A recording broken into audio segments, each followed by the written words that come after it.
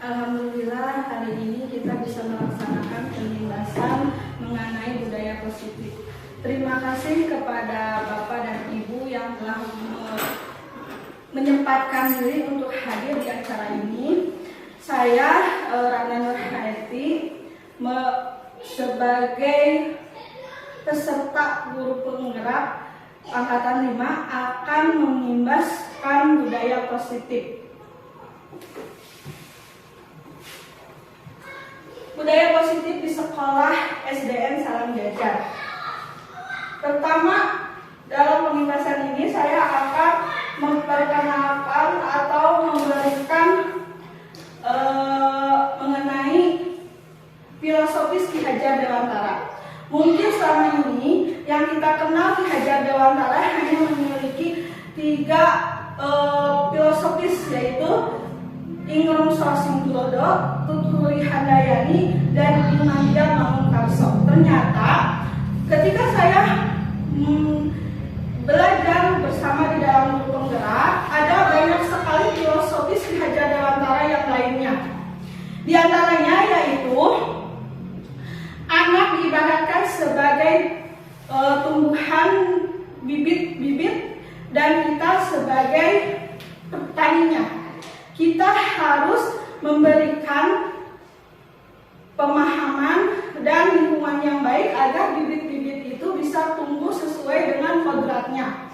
Nah, ada lagi yaitu filosofis Ki Hajar Dewantara yang lainnya, yaitu bahwa semua orang adalah guru dan semua tempat adalah sekolah. Dan yang lainnya lagi yaitu dasar pendidikan yang menuntun. Ki Hajar Dewantara menjelaskan bahwa tujuan pendidikan yaitu menuntun segala kodrat yang ada pada anak-anak agar mereka dapat mencapai keselamatan dan kebahagiaan yang setinggi-tingginya, baik sebagai manusia maupun anggota masyarakat. Nah, kita sebagai tenaga pendidik tentunya harus memberikan lingkungan yang positif agar tumbuh kembang anak didik kita bisa optimal. Karena itu, kami sebagai guru penggerak, calon guru penggerak akan mengimbaskan budaya positif itu apa saja sih? Lanjut. Nah, di dalam budaya positif yang kami pelajari yaitu di modul 1.4, yaitu pertama, disiplin positif dan nilai-nilai kebajikan universal. Di dalam disiplin positif, kedua, teori motivasi, hukum dan penghargaan atau restitusi. Ketiga, keyakinan kelas. Keempat, kebutuhan dasar manusia dan dunia berkualitas. Kelima, restitusi atau 5 posisi kontrol. Dan keenam, restitusi atau segitiga restitusi. Yang pertama, disiplin positif dan nilai-nilai kebajikan universal. Tujuannya kita mempelajari disiplin positif dan nilai-nilai kebajikan universal, yaitu saya sebelum menjelaskan ini, saya ingin memberikan stimulus dulu. Coba Bapak Ibu mengepalkan tangannya. Nah, setelah mengepalkan tangannya, bayangkan bahwa di sekeliling kita ada seseorang, siapapun itu, ingin membuka tangan kita. Kira-kira Bapak atau Ibu mau tidak membuka tangannya? Bisa itu di sekeliling kita itu memberikan bujukan, memberikan intimidasi atau apapun. Kira-kira? Tidak. Ada yang mau mengepalkan tangannya? Ada yang tidak? Ada yang mungkin mau. Nah, sekarang coba ketika kita berpikir, ketika diintimidasi, ketika dibujuk, kita mau atau tidak mengepalkan tangan, apa itu ada dalam diri kita? Siapa yang mengontrol diri kita? Kita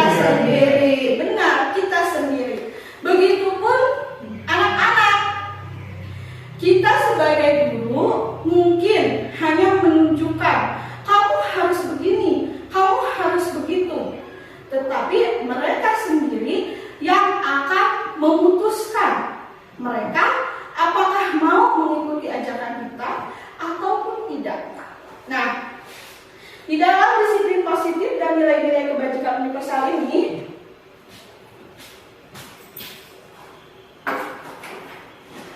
ada tujuan guru adalah menciptakan anak-anak yang memiliki disiplin sehingga mereka bisa berperilaku sesuai kepada nilai-nilai kebajikan universal dan memiliki motivasi intrinsik bukan ekstrinsik. Nah, di dalam motivasi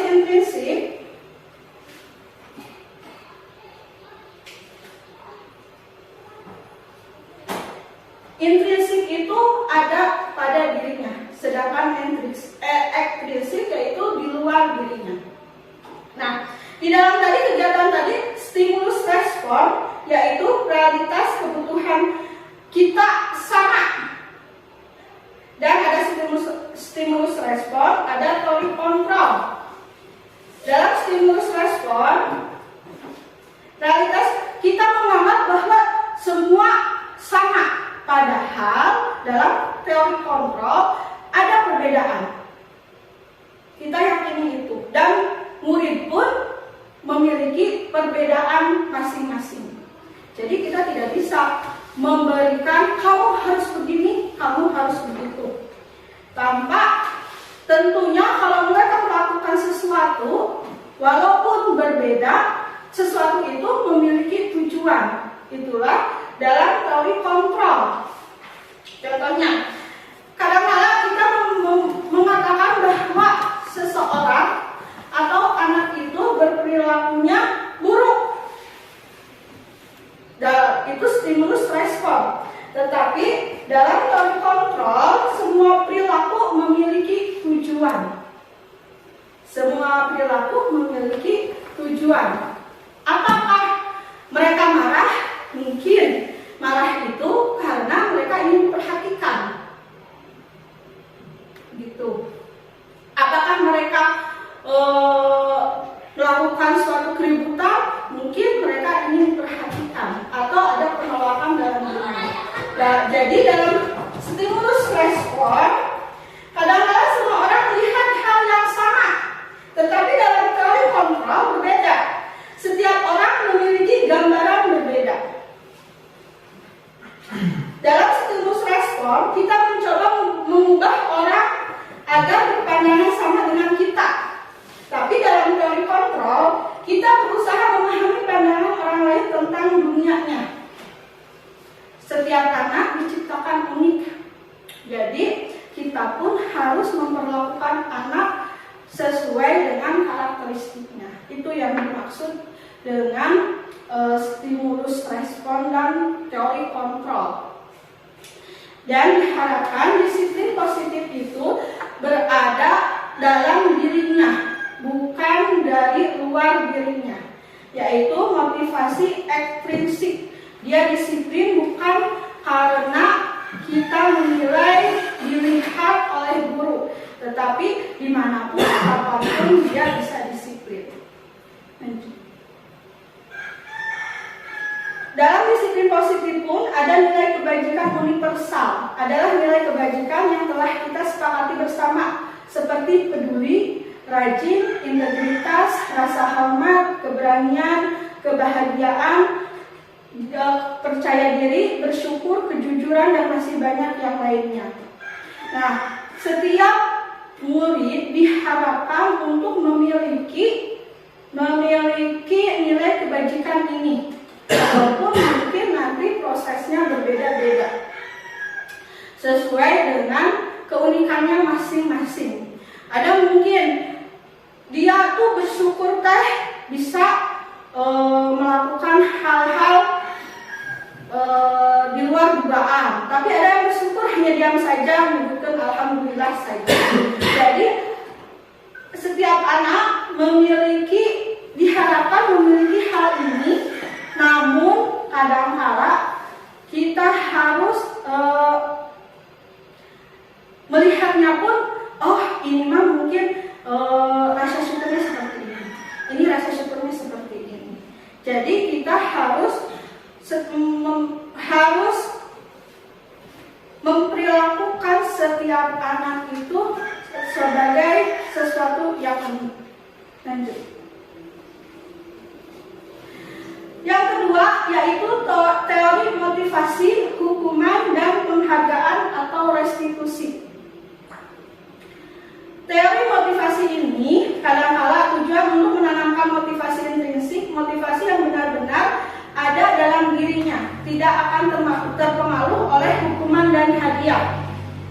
Nah, tadi setiap anak memiliki perbedaan. Kadang-kala untuk mendisiplinkan seseorang, untuk mendisiplinkan anak, kita sering melakukan hukuman. Nah, hukuman itu diberikan kadang-kala berbeda. Contohnya, kenapa disebut hukuman? Kenapa ada anak yang terlambat, tetapi kita konsekuensinya harus keliling lapangan. Apakah itu hukuman yang bisa mengubah anak atau tidak? Nah, sebaiknya hukuman itu harus tepat dengan pelanggarannya. Sedangkan hadiah, kadang-kala kita memberikan hadiah karena pencapaian seorang anak. Ayo, siapa yang mau, siapa yang bisa duluan, bisa pulang. Tetapi kemampuan anak kan berbeda-beda. Jadi kadang-kala mungkin itu hadiah bagi dia, tapi bagi orang lain itu merupakan penyiksaan. Abi gak bisa ya, kunaon ya. Nah, itu akan menjadi sebuah penyiksaan bagi yang lainnya. Jadi diharapkan hadiahnya, hadiah yang tepat yaitu hanya sanjungan saja bagi anak tersebut. Jangan mengintimidasi anak yang lainnya, membuat anak yang lainnya tidak percaya diri pada dirinya sendiri. Itu maksudnya. Lanjut. Nah, di sini ada identitas gagal yaitu hukuman, identitas sukses yaitu disiplin, konsekuensi, dan restitusi. Hukuman sesuatu yang menyakitkan harus terjadi, sedangkan konsekuensi sesuatu harus terjadi. Tapi restitusi merupakan pilihan. Maksudnya di sini, kalau kita menghukum itu akan menyakiti anak. Mungkin saja dia melakukan pelanggaran itu diperbaiki, tapi hanya sesaat. Tetapi konsekuensi sesuatu harus terjadi. Wah, amun konsekuensi sepertinya kalau tadi kita telat untuk datang ke sekolah, terus anak melakukan, berarti anak tidak melakukan pembelajarannya dari awal, pasti tertinggal. Konsekuensinya anak harus mengulang atau melihat buku catatan temannya agar tidak ketinggalan. Tapi restitusi di sini merupakan pilihan. Kamu maunya bagaimana? Anak ditanya, memilih. Jadi restitusi mengembalikan anak untuk memilih pilihan yang tepat baginya agar dia bisa kembali melakukan aturan yang berlaku. Contoh yang lain, tidak nyaman untuk murid, anak untuk jangka waktu panjang, tidak nyaman dilakukan untuknya dan dia merasa trauma kadang-kala. Kalau konsekuensi, tidak nyaman untuk murid untuk jangka waktu pendek, sekarang tidak nyaman, tapi nanti dia bisa, oh tidak apa-apa, dia akan melakukannya lagi, dia akan terus memperbaiki diri. Kalau restitusi menguatkan untuk murid dalam jangka waktu panjang. Wah, kamu nggak bisa lah, ini perlu memperbaikinya ya. Terus masalah diri, nah, mungkin seperti itu. Terus korban mendapatkan keadilan. Itu kalau pelanggarannya ada korban. Tapi kalau kedisiplinan seperti nanti tidak tepat waktu ke kelas, mungkin dia sendiri yang rugi. Tapi kalau ada kekerasan atau berantem hukuman. Kalau konsekuensi, murid atau anak dibuat tidak nyaman. Dia merasa tidak nyaman kalau konsekuensi. Kalau restitusi, anak mendapat penguatan. Mungkin dia salah, tapi tujuan salah. Tapi perlakuan salah pada temannya pasti ada tujuannya. Contohnya, ada anak yang dicubit, dia marah, memukul dan sebagainya. Tapi dia marah pun kan ada tujuannya, tadi dicubit. Nah, restitusi itu mendapatkan penguatan. Tidak apa-apa kamu marah, tapi marahnya harus bagaimana? Contohnya seperti itu. Terus juga konsekuensi yang tadi membuat tidak nyaman. Ya sudah, kalau kamu marahnya seperti itu, konsekuensinya seperti ini, dia merasa tidak nyaman. Nah, terus juga kalau hukuman, perlakuan pasif agresif meningkat. Kalau dihukum, kekuatan pasif agresif itu akan meningkat. Anak mungkin akan pasif diam, tapi mungkin ketika dihukum itu setelah selesai hukuman mungkin dia akan dendam atau bagaimana kepada anak yang dia sakiti. Kenapa kamu bilang ke guru atau sebagainya. Kalau konsekuensi, penguatan hanya bertahan dalam jangka waktu pendek. Hanya sebentar penguatannya.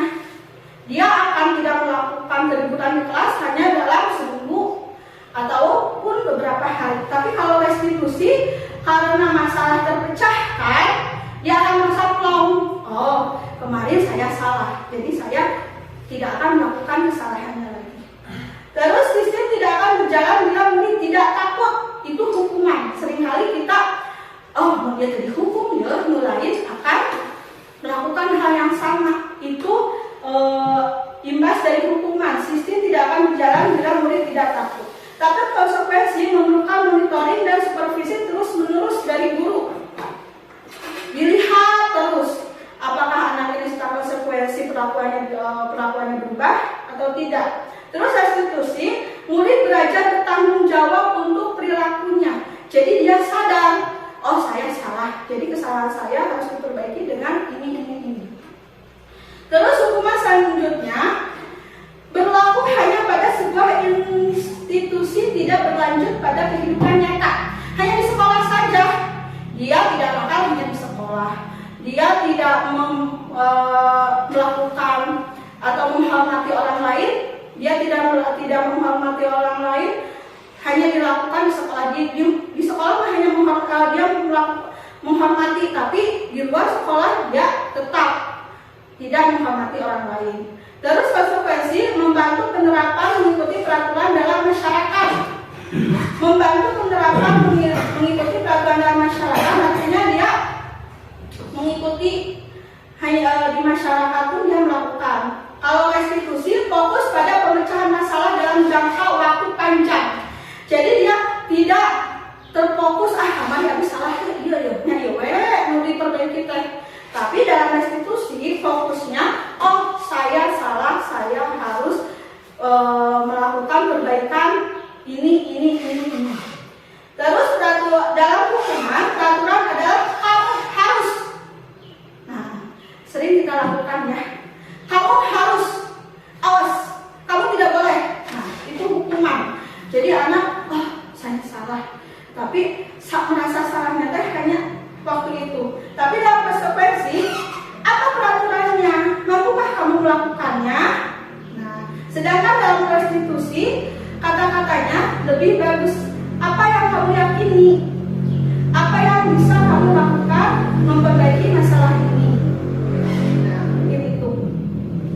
Di dalam konsekuensi ada pertanyaan, tapi dalam hukuman tidak ada pertanyaan. Kamu seorang, kalau dalam pengadilan mah seorang pelaku. Jadi tidak ada pembelaan.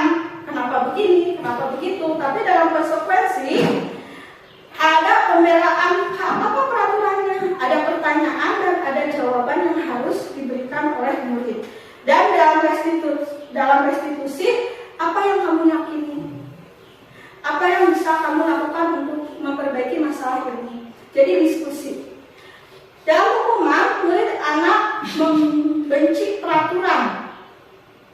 Sedangkan dalam konsekuensi, murid atau anak menghormati peraturan, menyadari. Dan dalam restitusi, murid anak menghormati dirinya dan orang lain. Jadi, kalau dalam hukuman, murid hanya sebagai terdakwa dan guru yang menentukan, kamu salah, kamu harus begini, kamu harus begitu. Tapi dalam konsekuensi, di situ ada identitas sukses, yaitu contohnya mendisiplinkan anak. Dalam konsekuensi, ya kamu memang begini, kamu memang begitu. Terus kamu jadi harus begini. Nah, dalam restitusi ada perlakuan semuanya dibicarakan. Jadi jalan keluarnya guru dan murid membicarakan masalahnya. Jadi guru tahu masalahnya apa dan murid menyadari kesalahannya dan berusaha melakukan perbaikan. Lanjut.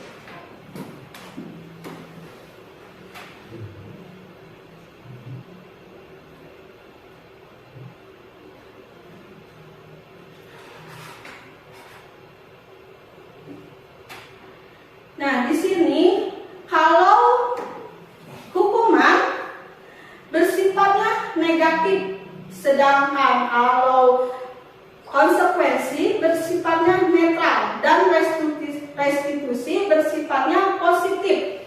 Contohnya, awas kau dapurkan lagi ya, nanti awas kamu. Nah, kalau netral, lakukan apa yang saya katakan. Kalau positif, apakah hal ini sesungguhnya ingin kamu lakukan? Apakah hal ini yang sesungguhnya ingin kamu lakukan? Terus kalau dalam hukuman, mode paksaan. Kalau dalam konsekuensi, stimulus respon. Kalau positif yaitu teori kontrol. Kalau restitusi ada teori kontrol. Jadi semua orang diperlakukan sama, tidak ada pelaku, tapi mereka membicarakan masalahnya bersama. Terus kalau yang selanjutnya, kalau hukuman mendorong menyalahkan diri. Jadi anak merasa sangat bersalah. Dan kalau konsekuensi, konsep diri baik. Oh, saya bisa memperbaiki diri saya kok. Nah, kalau restitusi, konsep diri kuat. Oh, tidak apa-apa sekarang salah, tapi saya akan memperbaiki kesalahan saya lagi dan saya akan berteman dengan semua orang. Contohnya seperti itu. Kalau hukuman, murid atau anak belajar menyembunyikan kesalahan. Kalau konsekuensi, murid anak belajar taat peraturan. Kalau restitusi, murid anak belajar memecahkan masalah.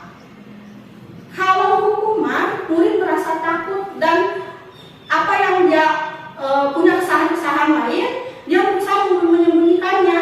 Tapi kalau restitusi, anak belajar untuk mentaati pelaturan.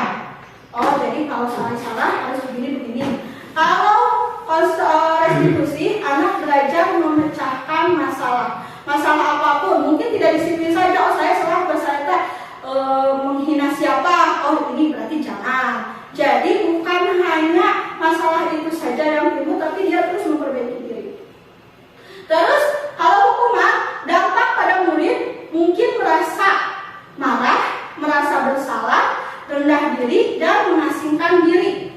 Tapi kalau konsekuensi, kehilangan hak waktu jadi seorang diri atau penahanan.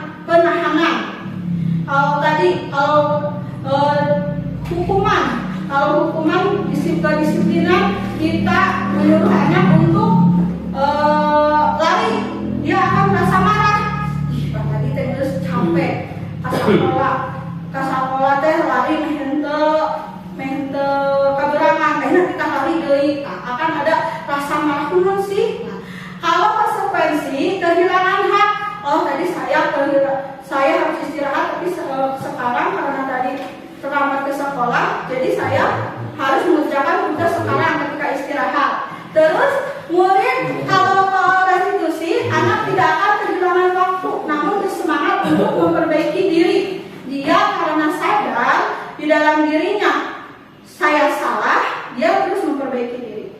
Terus tiba-tiba tidak diharapkan atau sangat melukai, kok jadi kieu ka abdi teh terus sebab tadi salah. Nah, contohnya seperti itu kalau memberikan hukuman langsung.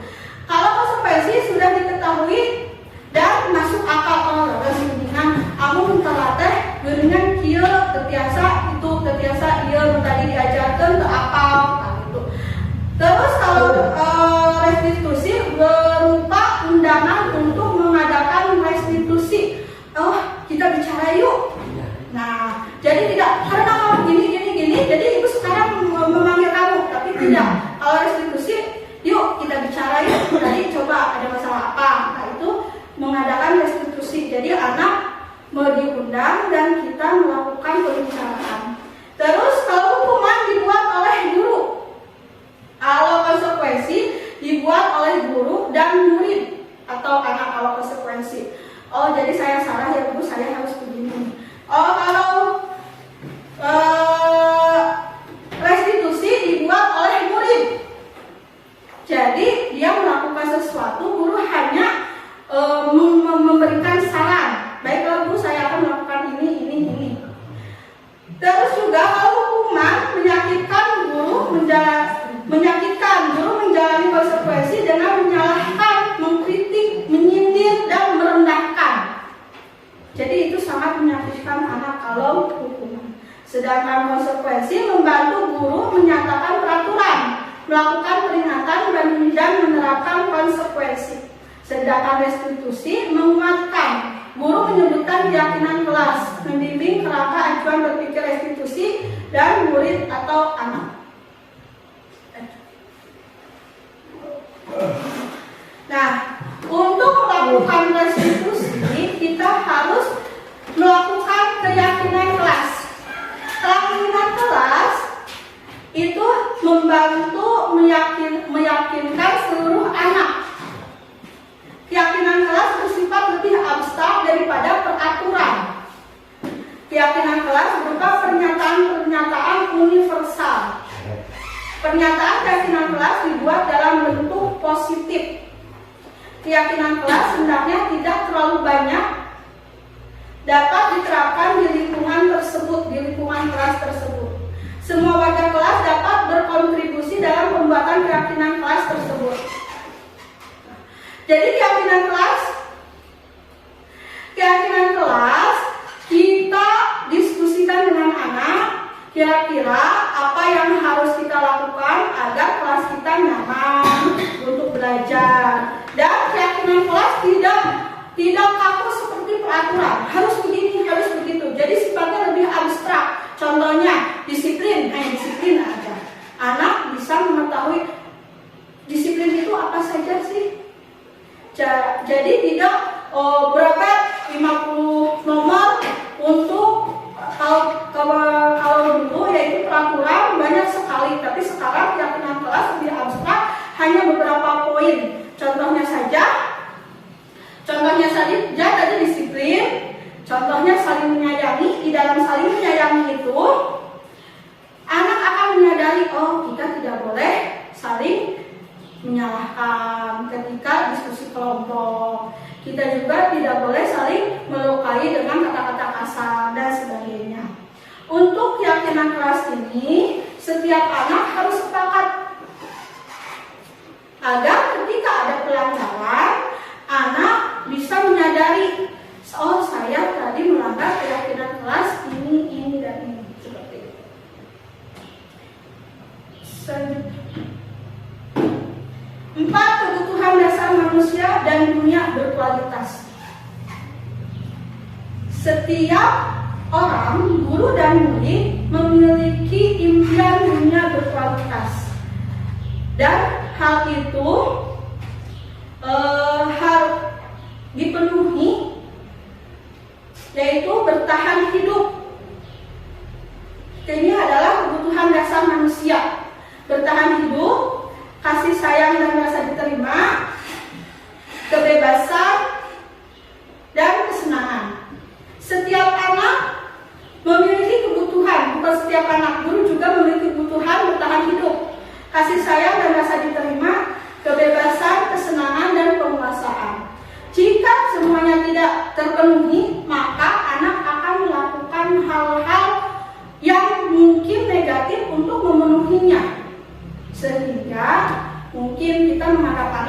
dia mah bandel, dia mah egois. Mungkin kebutuhan dasar ini yang tidak terpenuhi.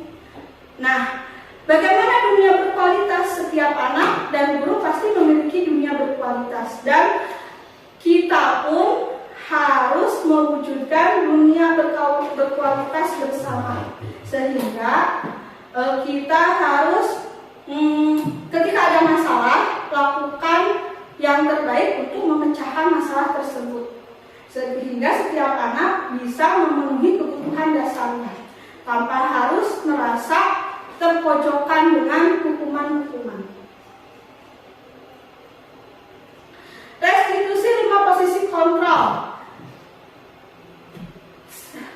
Guru memiliki 5 peranan: penghukum, pembuat merasa bersalah, sebagai teman, sebagai pemantau, dan manajer. Mungkin dahulu mungkin saya sendiri hanya mengenal atau melakukan penghukum dan pembuat merasa bersalah, kadang-kala sebagai teman. Tetapi hal ini sekarang harus kita kembangkan sehingga kita bisa menjadi seorang manajer. Bagaimana seorang manajer itu? Manajer membuat anak merasa nyaman, yaitu dengan tadi melakukan restitusi.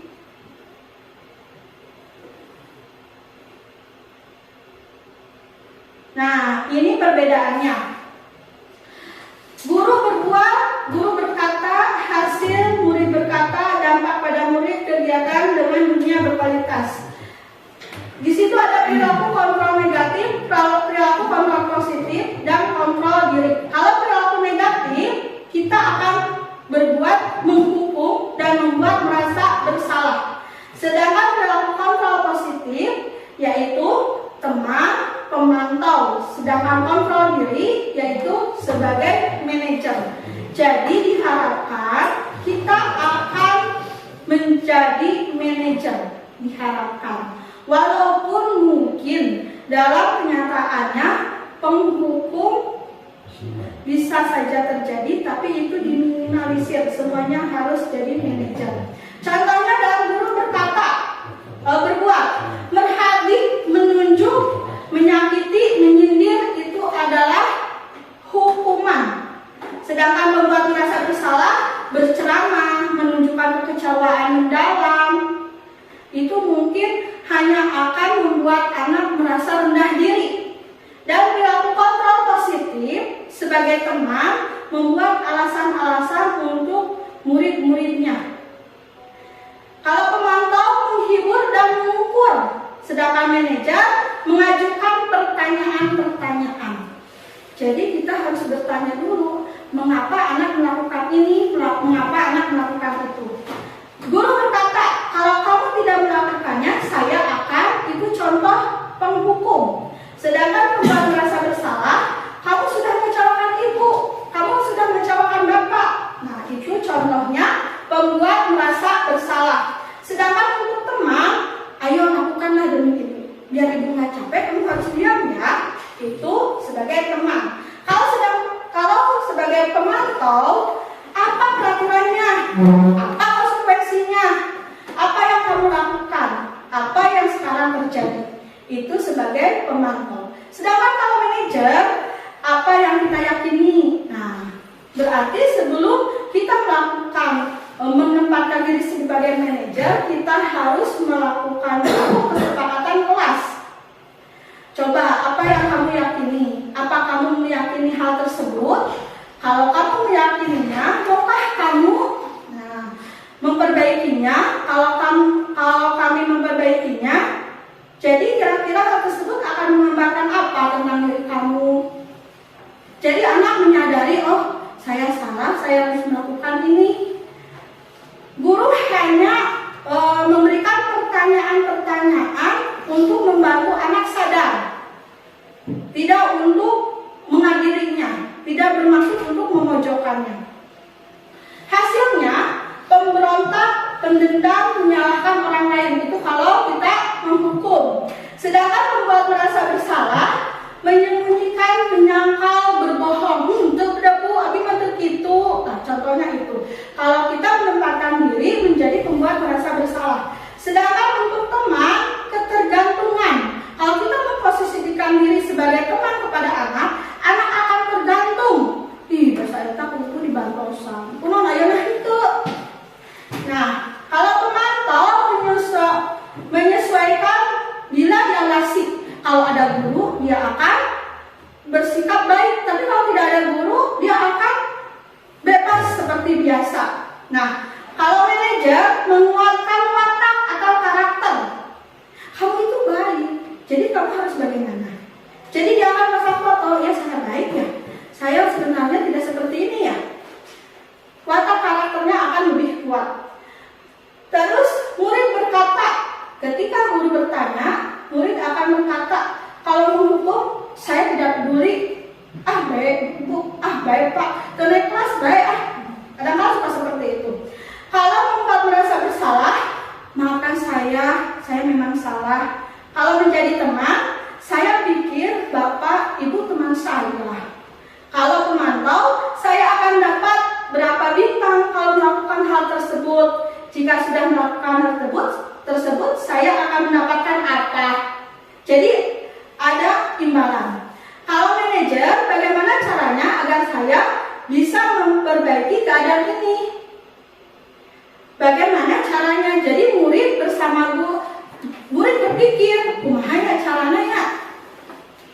Kalau menghukum, dampak pada murid mengulangi kesalahan berulang kali. Akhirnya dihukum, bios. Enggak dilakukan dia kenalan hukuman lagi tidak. Terus kalau membuat merasa bersalah, rendah diri, merasa gagal dan tidak berharga.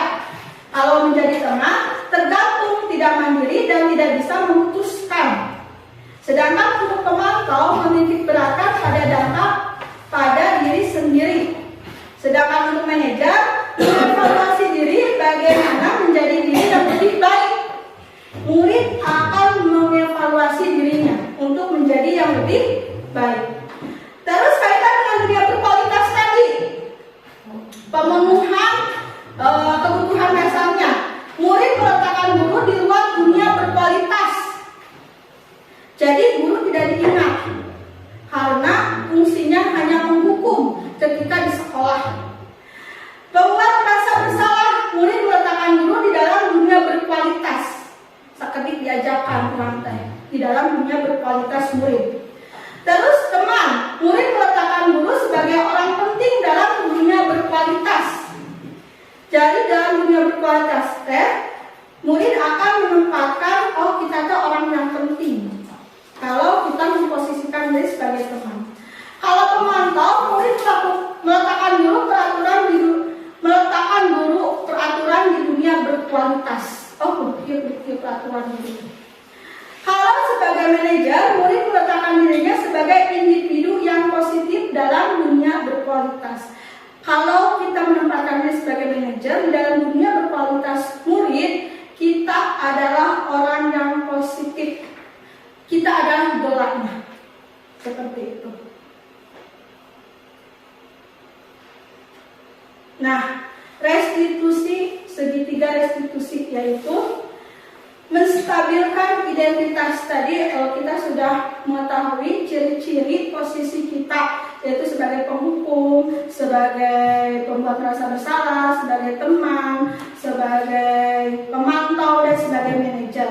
Nah, di sini ada segitiga restitusinya, yaitu segitiga restitusi itu pertama ketika melakukan suatu identifikasi masalah, yaitu menstabilkan identitas anak. Kalau ada anak punya masalah, nggak apa-apa, kamu boleh melakukan marah, itu manusiawi, contohnya seperti itu. Terus validasi tindakan yang salah, tapi apakah kamu merasa tindakan kamu ini benar atau tidak? Sedangkan yang ketiga, langkah ketiga yaitu menanyakan keyakinan. Kira-kira setelah kita melakukan keyakinan kelas, ada keyakinan kelas yang dilanggar atau tidak? Nah, dalam segitiga restitusi ini ada dialog antara guru dan murid, sehingga nanti ketika dalam memecahkan masalah, murid akan melakukannya sendiri dengan kesadarannya. Kalau meminta maaf, oh saya sadar, saya salah dan harus minta maaf. Kalau melakukan suatu perbaikan seperti misalnya merusak barang orang lain, oh saya harus memperbaikinya ya Bu ya. Iya, coba bagaimana cara memperbaikinya. Dia sadar menyadarinya sendiri dan ikhlas melakukannya. Dan nantinya dia akan kembali ke kelompoknya. Dia akan merasa percaya diri dan tidak rendah diri. Karena masalah yang dia buat, dia sudah bisa menyelesaikannya sendiri. Nah, ini adalah contoh segitiga restitusi tadi, yaitu kamu tentunya punya alasan mengapa melakukan itu. Jadi setiap tindakan murid pasti itu punya alasannya. Mengapa dia marah, kenapa dia merusak sesuatu, kenapa dia melakukan hal-hal yang kita anggap negatif. Keyakinan kelas apa yang telah kita sepakati? Itu ada pertanyaan-pertanyaannya. Adakah cara yang lebih efektif untuk mendapatkan apa yang kamu butuhkan? Kalau dia merasa tersinggung, kalau dia merasa terhianati, kita bertanya, adakah cara yang lebih efektif daripada marah? Adakah cara yang lebih efektif daripada kamu harus merusak barang orang lain? Kamu ingin menjadi orang seperti apa sih? Nah, apakah kamu ingin menjadi orang baik? Nah, itu pertanyaan-pertanyaan yang akan timbul ketika kita melakukan segitiga restitusi. Setiap orang pasti pernah melakukan kesalahan. Nah, itu untuk validasi data. Setiap orang pasti pernah melakukan kesalahan. Kamu bukan satu-satunya yang pernah melakukan ini. Mungkin ibu juga pernah marah. Ibu juga pernah kalau seperti ini, teman ibu melakukan seperti itu, ibu juga akan marah. Tetapi apakah ada yang harus rasa marah itu harus bagaimana? Apa yang harus kamu lakukan agar kebutuhan kamu, rasa kesal kamu bisa kamu dan contohnya bisa kamu lakukan dengan apa langkah-langkahnya. Itulah segitiga restitusi. Jadi anak tidak merasa terzolimi, tidak merasa terbuang dari kelompoknya, tetapi ketika anak harus memenuhi kebutuhan dasarnya tadi, kita akan mengembalikannya lagi kepada kelompoknya. Mungkin itu dalam budaya positif di sekolah kita. Mudah-mudahan setiap anak bisa merasa nyaman belajar dan setiap guru bisa menyelesaikan permasalahan anak. Dan di sini saya akan memutar contoh video mengenai segitiga restitusi dan keyakinan kelas.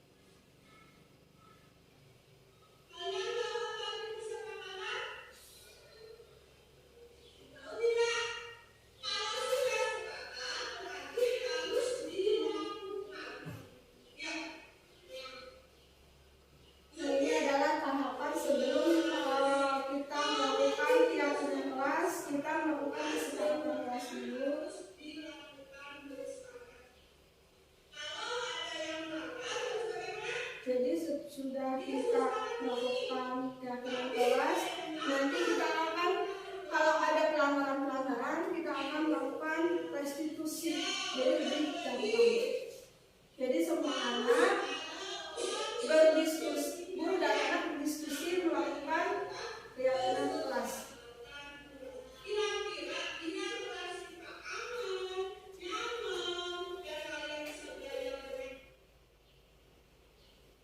Nah, di situ ada aktivitas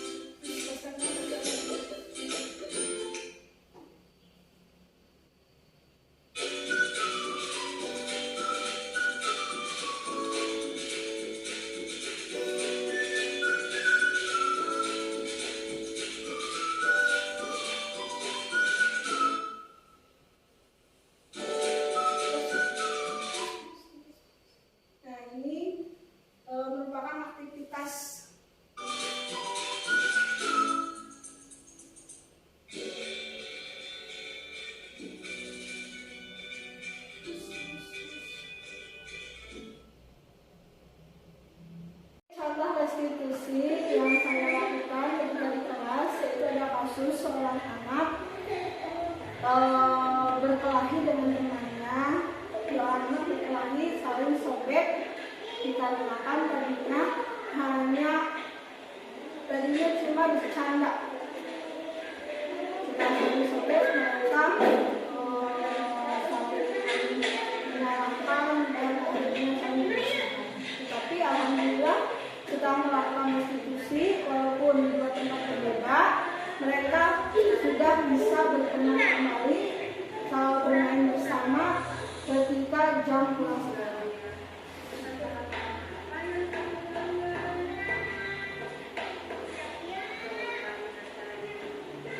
Ini kasus kedua, yaitu ketika seorang anak, dia anak yang pintar, tetapi waktu itu dia tidak sekolah karena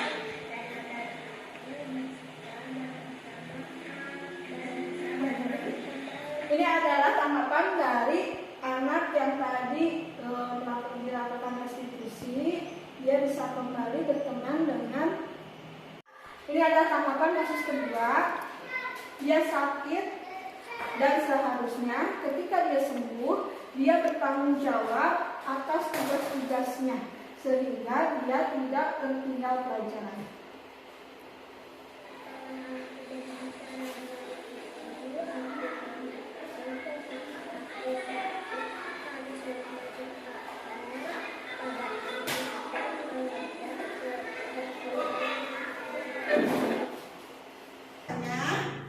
Silakan bila ada pertanyaan atau ada yang perlu kita diskusikan. Silakan Pak. Tadi di slide, kalau nggak salah di slide yang ketiga mengenai tujuan guru. Nah, di situ disebutkan mengenai tujuan guru itu ada motivasi intrinsik, bukan motivasi intrinsik. Nah, mengapa tidak disebutkan tidak motivasi intrinsik, ekstrinsik?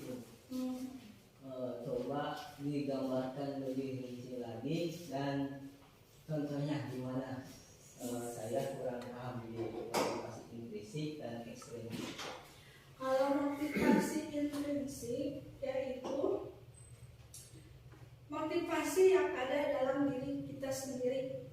Contohnya, kita datang ke sekolah apakah karena ingin pujian baik itu dari atasan atau dari anak-anak, hanya ingin dipuji gitu.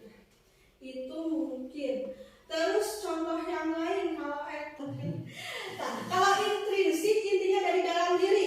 Kita tidak ingin dipuji, pokoknya kita ingin disiplin. Kita harus datang ke sekolah. Kalau pembelajaran jam 7.30, kita jam 7 sudah ada di sekolah. Kalau baik itu ada kelas sekolah ataupun tidak ada, tetap jam 7 kita standby setiap hari.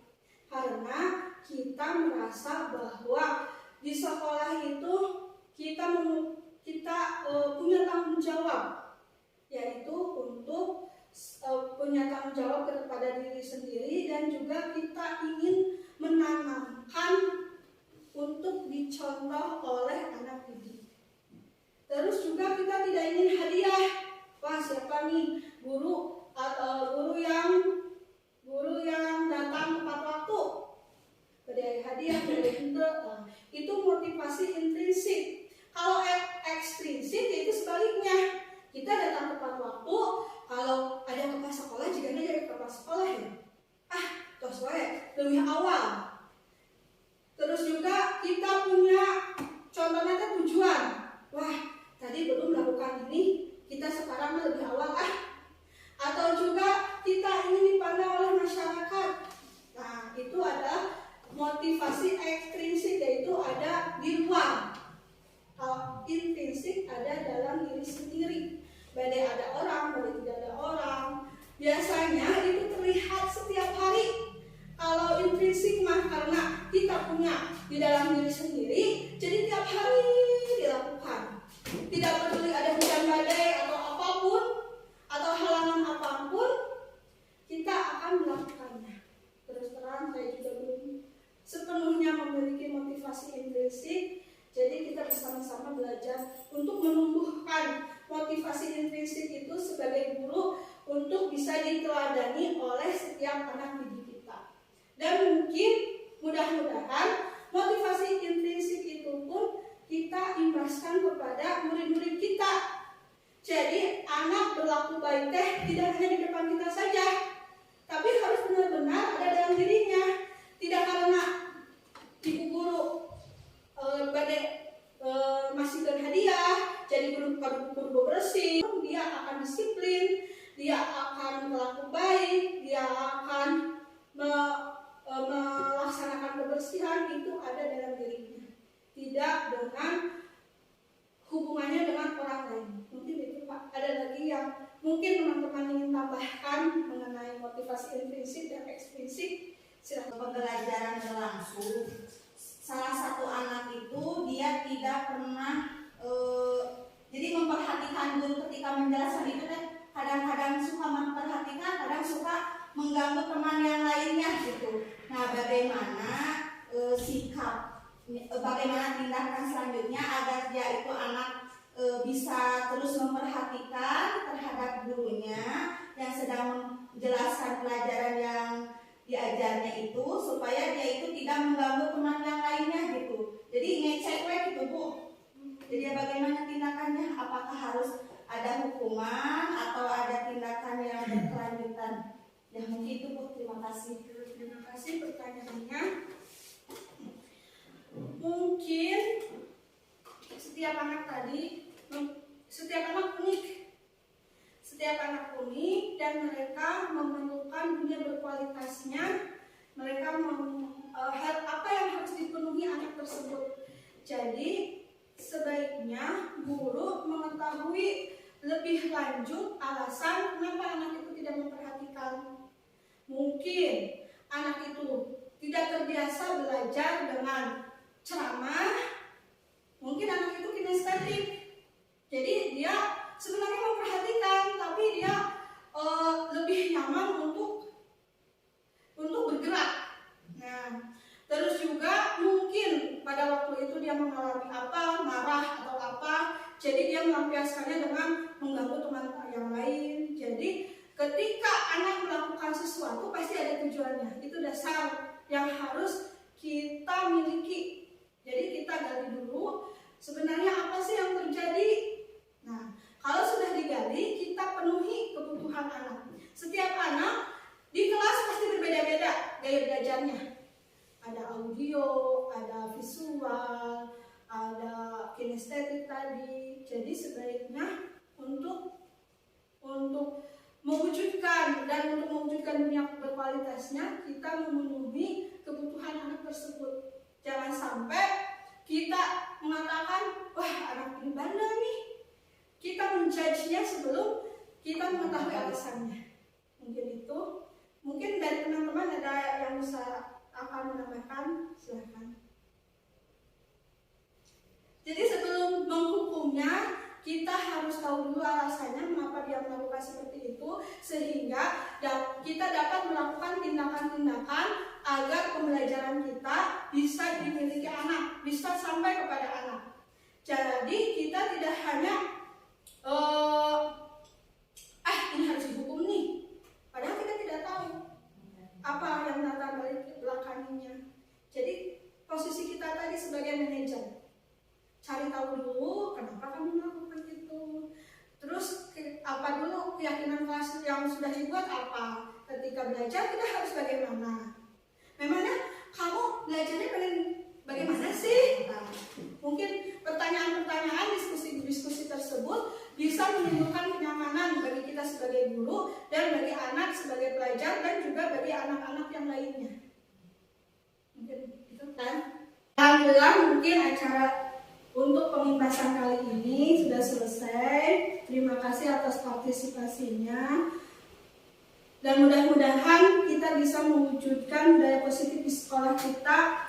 Bersama-sama kita pasti bisa. Dan mudah-mudahan kenyamanan anak didik kita untuk bersekolah di sini bisa terwujud. Bukan hanya kenyamanan mereka, tapi kenyamanan kita mengajar juga bisa terwujud.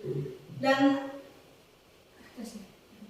untuk Saya minta rekan saya untuk berdoa bersama agar cita-cita kita bersama bisa terlaksana. Sehat, Kak.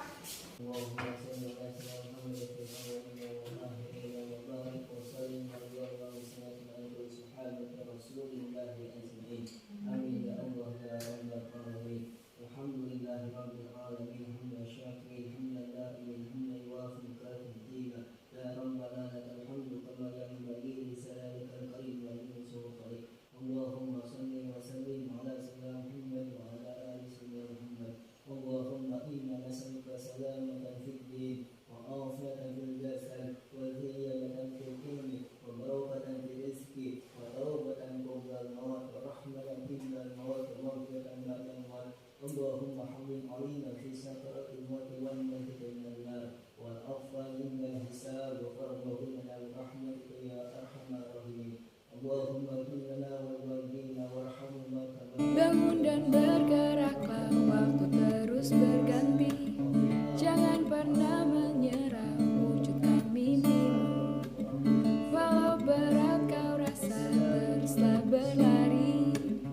Kejar dan kau raihlah prestasimu.